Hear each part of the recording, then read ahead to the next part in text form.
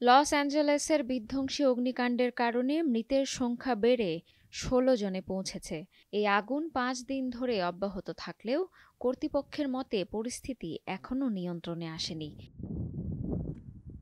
ক্যালিফোর্নিয়ার মেডিকেল পরীক্ষক অফিস নিশ্চিত করেছে, প্যালিসেডস দাবানলে ৫ জন এবং ইটন দাবানলে ১১ জনের মৃত্যু হয়েছে। এখন পর্যন্ত লস অ্যাঞ্জেলেস কাউন্টির অন্তত ৪টি দাবানল জ্বলছে। গত শনিবার পর্যন্ত দাবানলে পুড়ে গেছে ৪০,০০০ একর এলাকা, ধ্বংস হয়ে গেছে ১২,০০০-এরও বেশি ভবন, আর ১,৫০,০০০-এর বেশি মানুষকে নিরাপদ স্থানে সরিয়ে নেওয়া হয়েছে।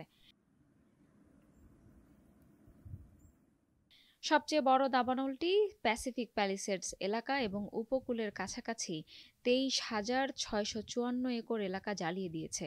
অন্যদিকে ইটন আগুন ১৪,১১৭ একর এলাকা পুড়িয়ে ফেলেছে, যা লস অ্যাঞ্জেলেস শহরের অ্যাল্টাডেনা এলাকার পাহাড়ে ছড়িয়ে পড়ে। এছাড়া লস অ্যাঞ্জেলেস এলাকায় হার্স্ট ও কেনেথ নামের ২টি দাবানল এখনও জ্বলছে। তবে আর্চার ও লিডিয়া নামের দাবানল দুটি সম্পূর্ণভাবে নিয়ন্ত্রণে এসেছে। Desk report, first news Bangla.